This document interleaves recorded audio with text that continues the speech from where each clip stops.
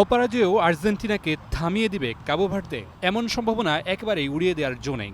লো block আর বিশ্বকাপ enjoy করার মন্ত্রই কাবো ভার্দেকে এনে দিতে পারে সাফল্য। তবে অপরাজয় হয়ে ওঠা আর্জেন্টিনা নিশ্চিতভাবেই এই ম্যাচটিতে ফেভারিট। 2022 বিশ্বকাপের পর একরকম অজয় হয়ে ওঠা আলবিসেলেস্তেদের কঠিন পরীক্ষা দিতে হবে কাবো ভার্দের বিপক্ষে। লো ব্লকে খেলা দলটা গ্রুপ পর্বে স্পেনকেও হতাশায় ডুবিয়েছিল।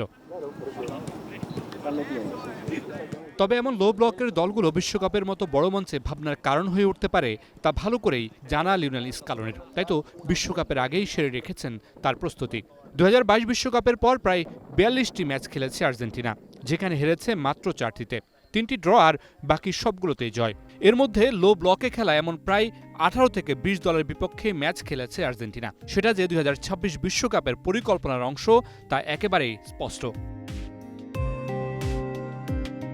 লো ব্লকে খেলা দলগুলোর মধ্যে ছিল Panama, Curacao, Australia, Indonesia, Ecuador, Bolivia, Paraguay, Peru, El Salvador সহ বেশ কয়েকটি দল। সবচেয়ে মজার বিষয়, সবগুলো দলের বিপক্ষেই জয় পেয়েছে লিওনেল স্কালোনির দল। শুধু তাই নয়, নির্ধারিত 90 মিনিটের মধ্যেই জয় এসেছে একটি বাদে সবগুলো ম্যাচে। শুধুমাত্র কোপা আমেরিকার কোয়ার্টার ফাইনালে ইকুয়েডরের বিপক্ষে টাইব্রেকে গিয়েছিল ম্যাচ। পরিসংখ্যান আর বাস্তবতা বলছে লো ব্লকে খেলা দলের বিপক্ষে আর্জেন্টিনার জয় শতভাগ, এবং 2022 বিশ্বকাপের পর লো ব্লক দলগুলোর বিপক্ষে ইচ্ছাকৃতভাবেই ম্যাচ নিয়েছে আর্জেন্টিনা, যাতে বিশ্বকাপে খুব একটা বেগ পোহাতে না হয়। এই আর্জেন্টিনা অনেক বেশি দূরদর্শী, অনেক বেশি পরিসংখ্যান নির্ভর এবং অনেক বেশি পরিকল্পিত।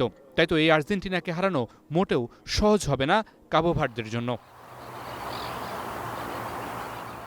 আর্জেন্টিনা কাবো ভার্দে ম্যাচে অনেক বেশি ট্যাকেল হবে, ফাউল হবে, ইনজুরির সম্ভাবনাও আছে। জয়ের থেকে পরের ম্যাচের জন্য ফুটবলারদের ফিট রাখাই এখন স্কালোনির মূল challenge. Mamunur Rashid, star play.